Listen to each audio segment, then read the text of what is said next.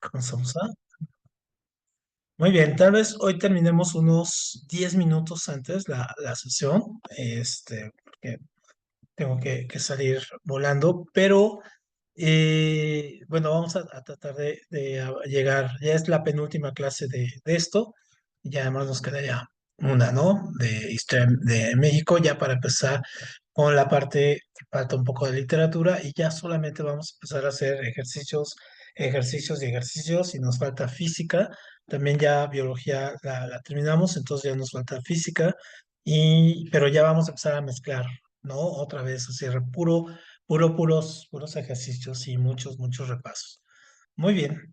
Bueno, entonces, de aquí de la parte de Historia de México, ¿se acuerdan que nos habíamos quedado en el regreso, en este caso, de Juárez, cuando Juárez, en este caso, regresa ya del norte, ¿no? Y se van los franceses, y en este caso Porfirio Díaz, ¿no? Que aquí lo vemos, ¿no? Porfirio Díaz sale como el héroe de esta última batalla donde los echan de la Ciudad de México y donde salen corriendo y él entra triunfal, ¿no?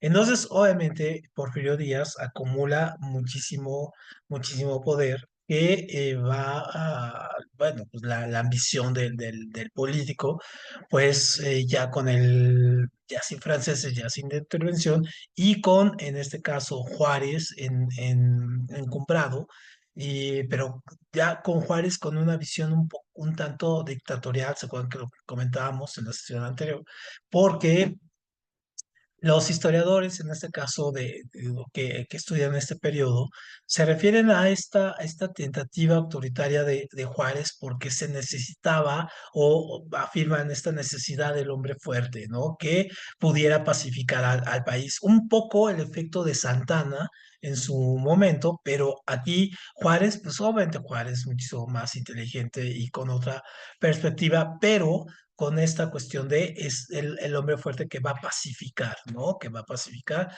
por sí mismo, o sea, por su figura, por su nombre, ¿no? Al país. Entonces, obviamente, él comienza a deshacerse o a hacer a un lado a personajes, sobre todo algunos militares muy fuertes, que empezaban a tener un poco cacicazgos o a tener elementos regionales muy fuertes que Juárez advertía pues que iban a provocar o la misma historia de México de este siglo XIX, de estas eh, primeros dos terceras partes, que eran los golpes de Estado, las sucesiones, la guerra aquí entre fracciones, en fin. Entonces, obviamente Juárez va retirándolos.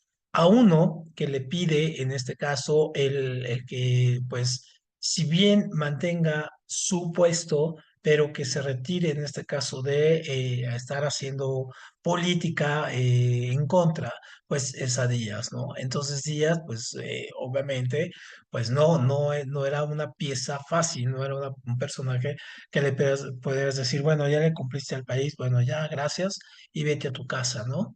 Entonces, no. Entonces, obviamente, Díaz, pues sí, que él aspiraba al poder y pues es una legítima aspiración a obtener el poder a través de la cuestión electoral y política y todo ello, que a nosotros pareciera como muy lejano que en esta época existiera, se llevaran a cabo de elecciones y todo, bueno, pero se llevaban, ¿no? También se llevaban que después Díaz las va a saber manipular muy bien y va a hacer fraude y se va a reelegir y todo ese asunto, pues a través de estas elecciones que le hacía fraudulentas, pero pues le daban cierta legitimidad hacia el exterior. Entonces, Juárez, pues no tiene mucha apertura para las elecciones o para que venga alguien a sucederlo de manera pronta, y finalmente él va a terminar.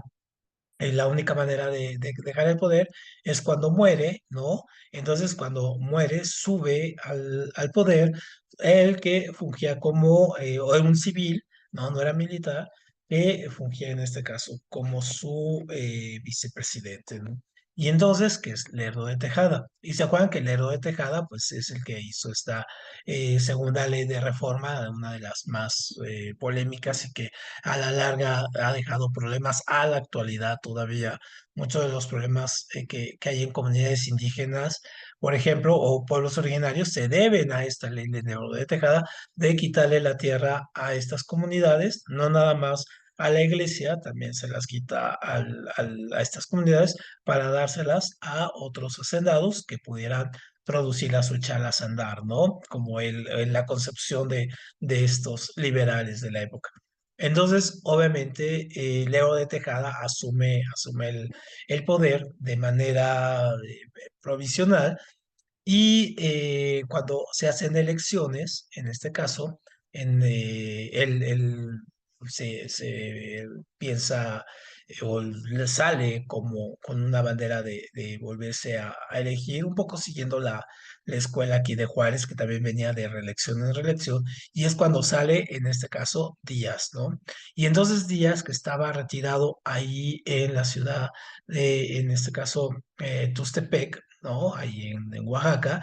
Entonces él se revela, ¿no? Al héroe de Tejada y finalmente le quita el poder. Pero lo más curioso es que la bandera, y esto es como la parte contradictoria de Díaz, sabiendo que él se va a quedar más de 30 años en el poder, es que su bandera del plan de Tustepec es esta de no reelección. No reelección. Que después Madero le va a agregar a este mismo tema, ese de sufragio efectivo, es decir, un voto contado, pues entonces, o un mandato llevado a cabo después de no reelección, ¿no? Entonces, obviamente, aquí Díaz, pues va a subir al poder de una forma, pues sí, primero quitando a este, jugando con la bandera política, al héroe de Tejada, y luego sube de forma pues democrática. Y hay que recordar que muchos de los grandes líderes, en este caso que ha habido en el mundo y que después han causado pues problemas ahí, el mismo Hitler y todo ello, pues subieron a través de procesos democráticos. Y no estoy diciendo que la democracia sea, en este caso, la culpable y todo, sino que pues también tiene ahí sus efectos, a veces algunos efectos colaterales, pero pues que tampoco se pueden prever tan sencillamente, ¿no? Y estos que dan bandazos o se cambian de partido. Por ejemplo, la gente que hoy vota por un candidato de un partido y luego resulta que ese candidato ya cuando es diputado, senador, se pasa a otro partido y dices, pues, ¿a qué horas, no? Entonces, son estas fallas que tiene la democracia y que todavía no tiene esos candados, porque ponerle algunos candados así pues, sería también un tema bastante complejo. Entonces, Díaz, una vez que sube al poder, en este caso va a cumplir su periodo, ¿no? Su primer periodo lo cumple de manera normal, es decir, no hace mucha obra pública, no hace mucho anuncio, eh, está conociendo, digamos, a la clase política que se va a quedar con él. Pero como tiene que cumplir la reelección, entonces en el siguiente periodo, acuérdense que eran de 4 años, sube el que se le conoce como su mejor amigo, su compadre y que era amigo de juergas y estuvo ahí durante los combates, él fue su gran compañero de combates también, que es Manuel, ajá, González, ¿no? Y entonces él sube, digamos que a cuidarle el puesto, porque finalmente este tampoco hace una referencia de obra pública o hizo el gran movimiento, sacó el manifiesto. No, porque finalmente el que está atrás del poder, pues es Porfirio Díaz y lo tiene bien medido, bien checado y así de que cuidadito, ¿no? Entonces, algo que logra hacer, en este caso Manuel González, es modificar nuevamente esta constitución del 56 que venía tan modificada ya, en esta constitución liberal, donde se había puesto esta cuestión de la no reelección. Entonces la cambia, ¿no? Él logra cambiarla para que en este caso pueda haber una reacción, en este caso, de un periodo, ¿no? O sea, que pueda haber un periodo más. Entonces, al terminar el periodo, este del 80-84, pues va a asumir en este caso Porfirio Díaz otra vez se lanza como el gran héroe y todo ello, y gana las elecciones. Y igual está, pues no hay una constancia de que la haya ganado con fraude y todo ello, sino que tenía una gran fuerza el tipo, entonces gana las elecciones. Pero a partir de ahí, ¿no? Ya no va a dejar el poder a partir de este año hasta 1911, cuando tiene que salir, ¿no? Cuando tiene que salir ya de la ciudad y del país y se va a Francia y ahí, allá muere, ¿no? Allá está enterrado incluso. Entonces, obviamente, vean todos los años que se avienta. Hay que contar estos y no hay que ser ingenuos de no contar los donde estuvo su compañero, ¿no? Manuel González, porque finalmente él era el hombre que tomaba las decisiones, no él, ¿no? Entonces, si tomamos en cuenta acá, desde el 76 hasta el 11, pues sí, vemos que estuvo bastantitos años, ¿no? Ahí en el poder. Muy bien, entonces, bueno, esa es como la forma en que se instaura y llega. ¿Qué es lo que se le conoce a él en este caso como su gran aportación? Entonces, ahora hay digamos, unas corrientes que no vienen tanto de la parte histórica, sino más bien desde la parte política, que empezaron por ahí del 88, cuando sale Salinas de Gortari, cuando subió Salinas de Gortari, y después cuando estaba por ahí en el pináculo del poder, ahí en el 90, 91, estaba en su máximo esplendor, se exploró mucho la idea, o Salinas exploró la idea de la reelección, ¿no? Entonces empezó a sondear y puso a trabajar a muchos grupos intelectuales que le hacían trabajo a él para sondear esta idea de cómo se veía social en la sociedad una posible reelección de este presidente, ¿no? Quizá no una reelección inmediata, ¿no? Pensando un poco hacer el juego de días, de dejar a su segundo y luego él llegar en otro periodo. Y entonces empezaron a salir libros, cantidad de libros, telenovelas, por ejemplo, en Televisa. Ustedes seguramente no tienen idea, pero por ejemplo sus papás lo han de ubicar. Sus papás seguramente tienen como por ahí mi edad, entonces seguramente eran adolescentes en esta época o jóvenes, ¿no? Bueno, no tan jóvenes, pero seguramente se acordarán de que en Televisa y en TV Azteca salían telenovelas, ¿no?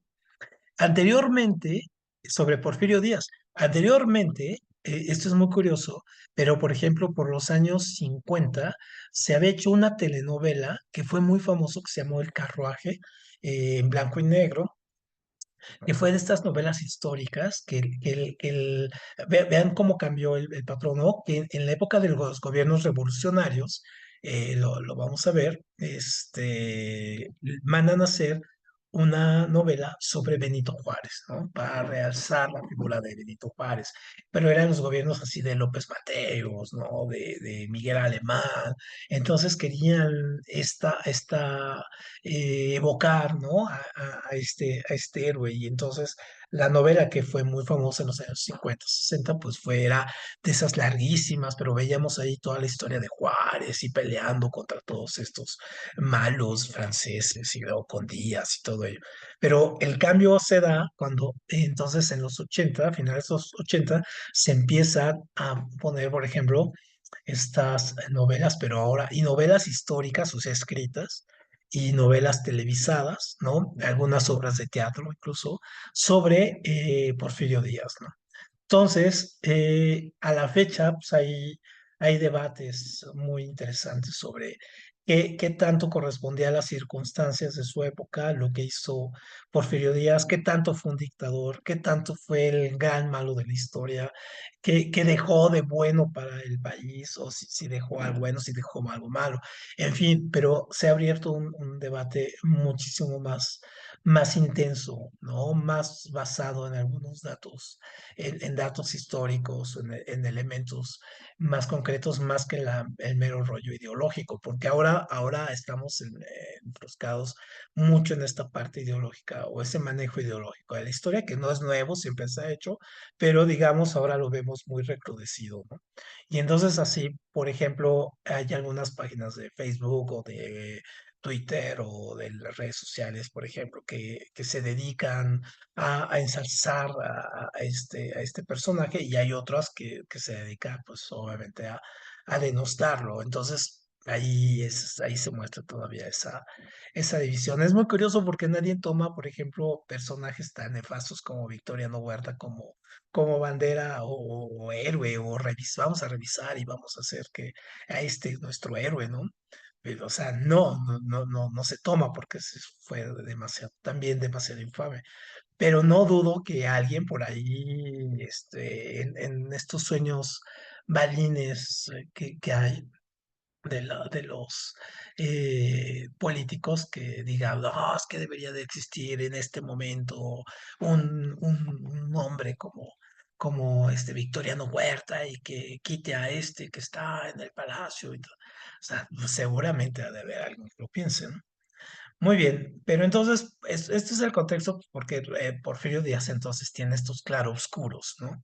Entonces, por un lado, se le conoce a su régimen de estos 30 años en el poder, pues esta cuestión, no está, ya no es una pulsión autoritaria, sino ya es una realidad autoritaria lo que él hace de quedarse finalmente en poder y convertirse, pues sí, prácticamente en un dictador y prácticamente eliminar a todos sus enemigos políticos. Y lo que hacía, por ejemplo, en las elecciones era algo muy curioso que hizo el PRI durante muchísimos años y por eso el PRI también duró muchos años en el poder, en este caso, que era que se inventaba, ¿no? Inventaba enemigos. Entonces, por ejemplo, inventaba también, al mismo tiempo que se inventaba unos enemigos, se inventaba, en este caso, partidos o políticos, en este caso, afines. Entonces, por ejemplo, partidos que podían fungir como de oposición, pero en que en realidad no eran, ¿no? No eran oposición, eran simplemente fracciones que estaban ahí a la disposición de él, pero era para darle este matiz de que en verdad había competencia democrática en las elecciones, ¿no? Entonces, por eso también cuando eran las elecciones, pues ganaba de manera masiva, pues porque el fraude no nada más era de que vamos a contar malos votos, o sea, eso era como muy rústico. No, también que el fraude o todos sus procesos democráticos donde compitió Díaz eran esto, de que hacía en este caso partidos satélite, que hoy se le conocen así, ¿no? Donde le hacían el juego de que competían, pero días antes o semanas antes de las elecciones terminaban diciendo que ya no iban a competir y que mejor iban a votar a favor de él, y entonces cosas así, ¿no? Entonces, obviamente, pero a la real oposición, a su real oposición, o sea, es decir, a los que sí oponían de él de manera seria y que lo confrontaban y todo, pues había dos formas de que los confrontaba. Por un lado, o los mandaba a matar, ¿no? Los desaparecía, ¿no? No los tomaba en cuenta. Y la otra forma era de, pues, comprarlos, ¿no? Entonces los compraba y les decía, a ver, o te alineas o te alineas. Entonces tuvo durante años al Congreso alineado a sus iniciativas, a todo lo que él ponía, porque incluso tuvo unas iniciativas muy polémicas, pero que pasaban de manera muy fácil ahí por el Congreso. Y en esa época el Congreso era la Cámara de Diputados, que existió desde 1824, pero con la llegada del Héroe de Tejada, él crea el Senado, ¿no? Entonces ya hay una cámara baja y una cámara alta, y viene un poco también a raíz de esta admiración que tenía el Héroe de Tejada del sistema político norteamericano. Entonces, él crea la Cámara del Senado, en este caso con las mismas funciones que tiene el Senado norteamericano, ¿no? Obviamente, después con la constitución del 17 cambiaron ahí un tanto perspectivas tanto de los senadores como de los diputados, pero en esencia se trató de conservar ese ideal, ¿no? De que tuvieran funciones diferentes y cuando se unen se llama Congreso, ¿no? El Congreso. Entonces, esta situación autoritaria de volverse como el gran hombre, ¿no? El hombre que va a salvar al país, y logró lo que nadie pudo en todo el siglo, las primeras dos terceras partes del siglo XIX, él lo logró, que fue, pues sí, pacificó, ¿no? Pacificó el país. Hablamos de pacificar, claro, en el sentido de que ya no va a haber estos golpes de Estado, ya no va a haber esta inestabilidad que había todo el tiempo, ¿no? Que llegaba un presidente y ver las mañanas despertaba viendo quién lo iba a traicionar, ¿no? Entonces, obviamente, aquí esto se queda pausado. Después, en la revolución va a regresar esto, pero aquí se queda. Entonces son estos 30 años donde hay una paz que se le llama así paz porfiriana, ¿no? Pero en los términos acá muy más cultos le llaman la paz, así, paz con la X, ¿no? La paz romana, ¿no? La paz romana era el que tener a los estados bajo dominio y sometidos para que no se rebelaran, ¿no? Entonces eso es la cuestión porfiriana. Y aparte, Porfirio Díaz se encuentra cuando él está gobernando, finalmente se acuerdan que estábamos viendo que viene la reunificación en Europa, viene la unificación italiana y la unificación en este caso de los estados alemanes. Y tienen a uno de estos generales que Porfirio Díaz, pues de alguna manera lo tenía en estima y logra incluso eh, modificar ahí un poco su legado de no reelección, ¿no? A progreso, ¿no? ¿Ah? Sí, la palabra progreso para Porfirio Díaz se va a convertir así como en la clave, sí, pero este progreso positivista, o sea, lineal, de que la historia siempre va ligada hacia adelante, ¿no? No tiene ninguna otra perspectiva. Entonces, esta cuestión de poner y decir más administración, que es su lema, ¿no? Más administración y menos política. Ujú. Entonces, es como decir, nos vamos a dedicar a llevar los asuntos del Estado, pero no nos interesa la política, es decir, no nos interesa la parte democrática, la elección, el ceder el poder, el renovar las partes, renovar a los personajes que están dentro del gobierno, sino nosotros vamos a administrarlo, no nos interesa esta parte. Entonces, obviamente, esto tiene toda la influencia, en este caso, de los franceses, del positivismo, en este caso, francés, que es esta corriente filosófica y sociológica que van a ser y que va a tener como este objetivo de la historia o incluso de la visión en todas las formas, porque revoluciona, ¿no? Es todo un fracaso desde la forma de ver la ciencia, de ver las humanidades, de ver los estudios sociales, ¿no? De hacer política, en fin. Entonces, obviamente, Porfirio Díaz queda muy enganchado con eso. Y entonces, al estar muy enganchado con eso, pues empieza a atraer, pues, gente que le hable, que le comente, que le diga, que le enseñe qué es exactamente esta corriente y cuáles son sus grandes aportaciones o qué le puede proferir aquí al país, ¿no? Y entonces también se enmarca esta cuestión de este afrancesamiento, ¿no? De traerse toda esta cuestión de la cultura francesa.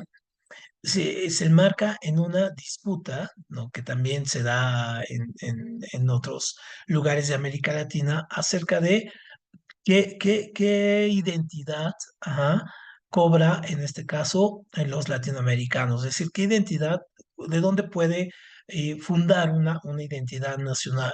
En este caso, sí, desde Europa, ¿no? O aquí con la doctrina Monroe arriba, desde los Estados Unidos, ¿no? Entonces, obviamente hay esta disputa intelectual acerca de qué nos conviene más, ¿no? El modo de hacer política y ver la cultura a partir de lo que dice el mundo europeo, en específico el francés, o desde el pragmatismo funcional que tienen en este caso los Estados Unidos.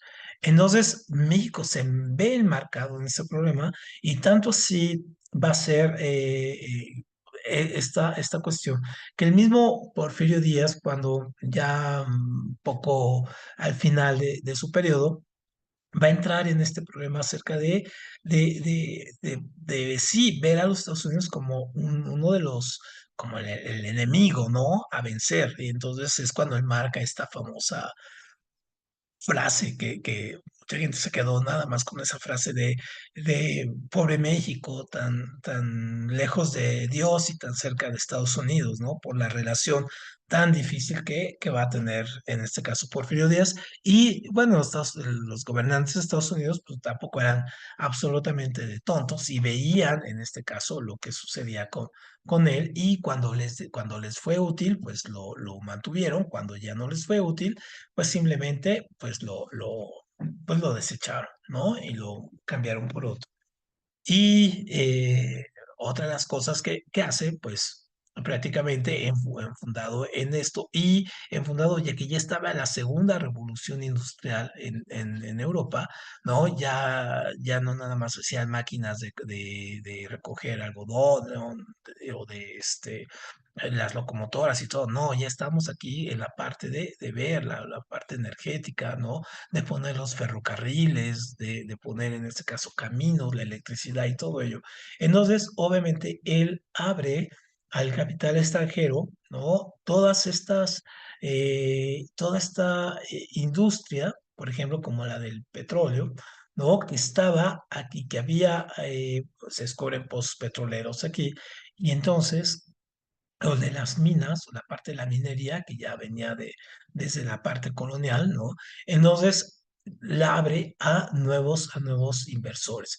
Obviamente aquí no lo hay, no hay este dinero para poder andar a echar esta maquinaria. Entonces, ¿de dónde lo trae? Pues obviamente le abre el capital a los ingleses, a los norteamericanos, que aunque tenía sus asegúnes, bueno, pues trabajaba muy bien con ellos, con el capital que traían con los mismos franceses, con muchos españoles, en fin. Entonces, el capital extranjero viene y les comienza a armar un conjunto de leyes, ¿no? Para incentivar que llegaran, ¿no?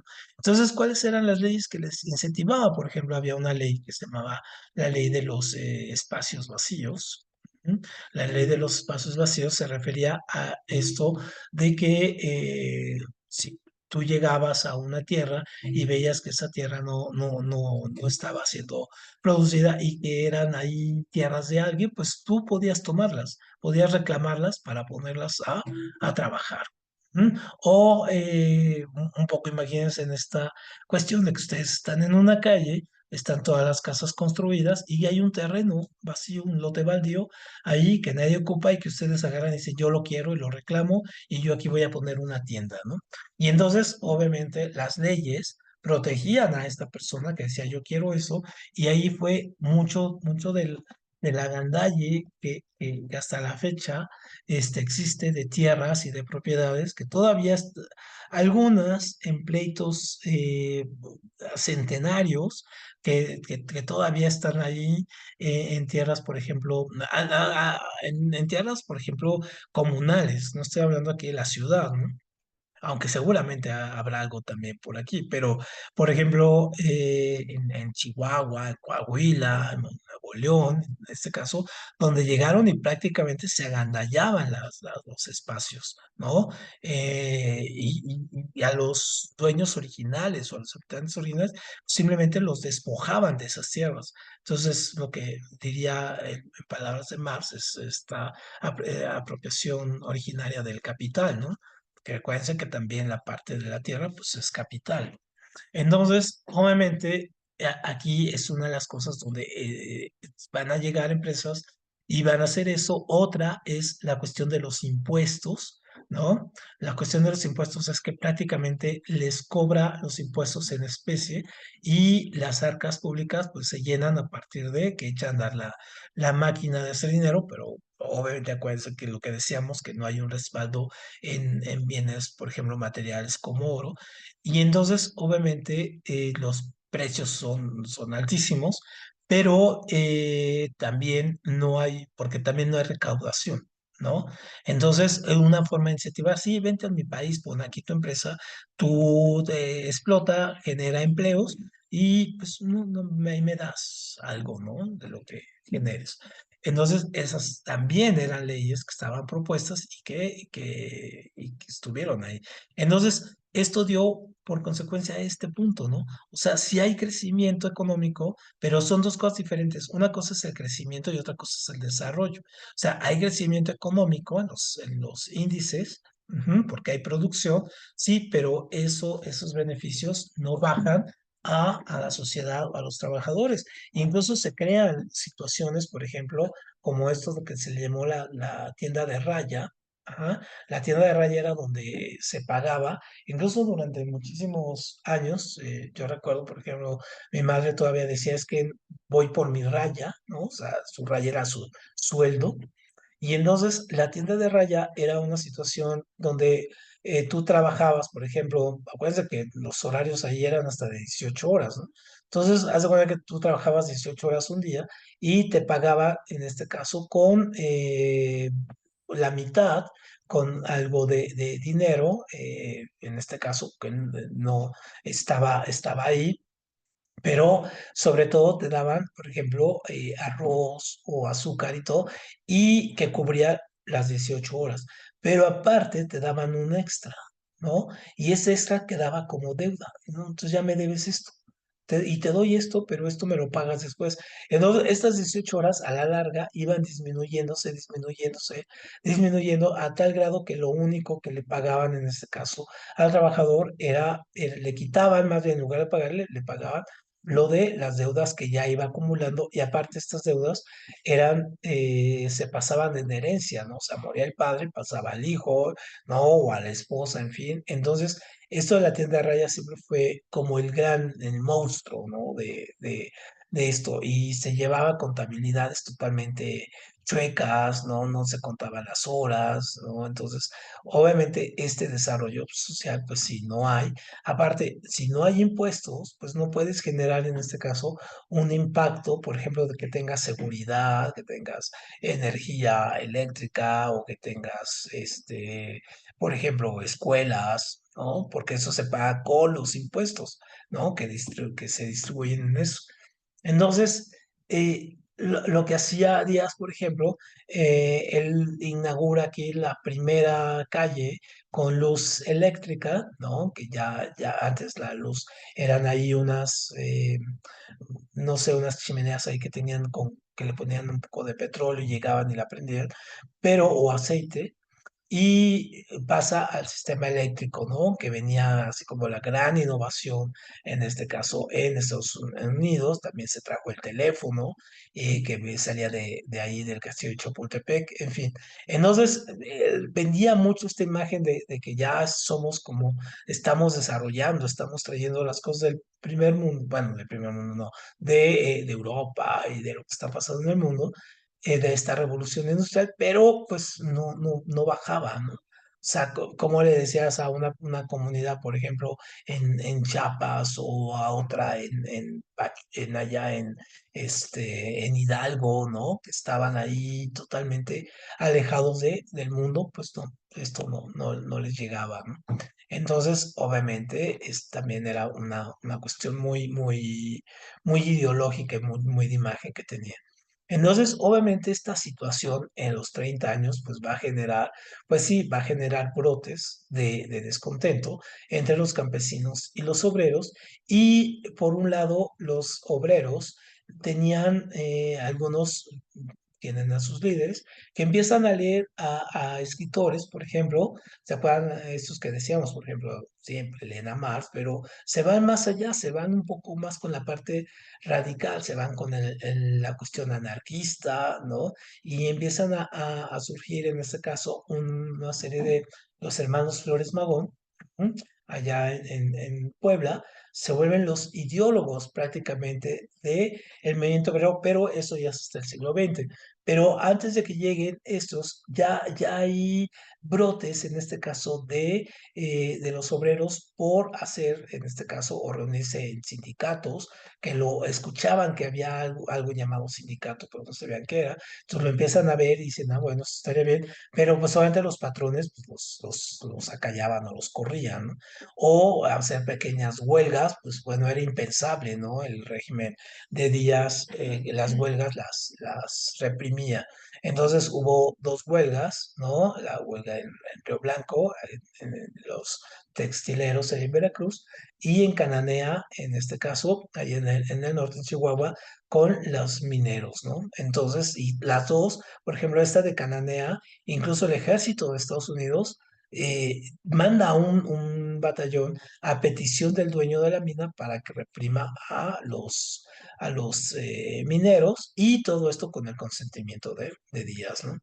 Y entonces, obviamente, los campesinos pues, eran la línea más baja, pues porque prácticamente ellos vivían bajo la cuestión de los terratenientes y que los maltrataban y los tenían en estados prácticamente de esclavismo. Entonces, no viene en nuestro temario y no es tema del examen, pero si les interesa, pues pueden revisar, por ejemplo, lo que pasaba en las minas de Yucatán, en las fincas de Yucatán y en Quintana Roo y Campeche, toda esta zona donde hubo muchas revueltas de campesinos, ¿no? Muchas revueltas de irse contra los terratenientes, pero luego llegaba el ejército o los caciques locales y terminaban haciendo matanzas así completas, ¿no? Colgando gente para que los vieran los otros y no se atrevieran a hacer las revueltas más, ¿no? Entonces, pues, obviamente era terrible, ¿no? Y en la política, en este caso, también en la política agraria, pues no había, como les digo, no había una repartición de tierras, sino que era una gandalle y era un despojo. Pero entonces Díaz, ese descontento que empieza a haber entre estos grupos, él empieza a tener una forma de quererlo solucionar a través de estos distractores. Entonces, por un lado, ¿se acuerdan que en este caso la ley de reforma de Juárez, era esta separación iglesia-estado, ¿no?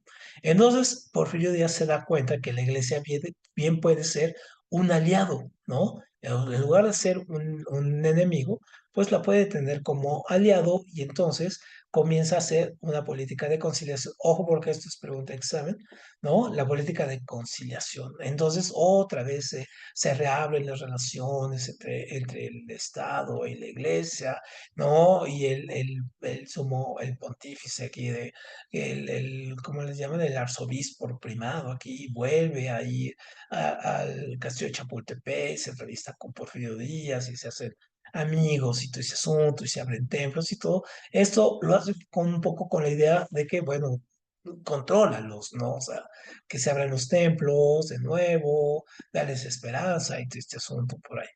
Pero la decadencia va a venir, ¿no? Ya en 1908, ¿no? Obviamente en 1908, el mundo en Europa ya estaba esta política de alianzas, ¿se acuerdan? Esta de la triple entente, la triple alianza, los estados prusianos, lo que es Alemania, pues ya estaban totalmente dispuestos a hacer la guerra y llevar a cabo todos estos ideales del imperialismo. Ya se estaban moviendo muchos siglos también en Inglaterra, en Francia, en fin, o sea, Europa ya se respiraba el aire de la guerra, ¿no? Que en este caso va a llegar 6 años después. en 1914. Pero en este año, los Estados Unidos empiezan a darse cuenta de que el porfiriato empieza a entrar en una gran decadencia, sobre todo porque los viejos políticos no dejan el poder. O sea, hay un envejecimiento de la clase política y esta clase política que ayudaba a Porfirio Díaz o a su gabinete le llamaban de manera un tanto despectiva los científicos. Ujú. Y que tenía incluso el ministro de Hacienda, el que llevaba los asuntos de la economía, pues era un francés, Yves Limantour, ¿no? Que le llevaba toda la parte económica a ello y que sorteó una crisis económica muy profunda que avisaba lo que podría ser después el crack del 29, ¿no? De 1929. Hubo un mini crack, ¿no? A mediados bueno, ya a finales del siglo XIX, y Avis Levantur, pues lo logra sobrellevar. Y bueno, lo logra sobrellevar, es un decir, porque tuvo mucho oro que estaban en las arcas aquí, pues se tuvo que ir del país para solventar deudas y en fin, ¿no? Pagos pendientes. Entonces, ahí los Estados Unidos se empiezan a dar cuenta que ya está en una decadencia, ¿no? Entonces mandan a un periodista de un periódico que a la fecha existe, ¿no? El Chicago Tribune, y que es un periódico muy respetado en su ambiente, y manda a este Friedman, ¿no? John Friedman, un periodista, a hacerle una entrevista a Porfirio Díaz. Entonces, esta es la entrevista que se le conoce, sí, la entrevista Díaz-Friedman.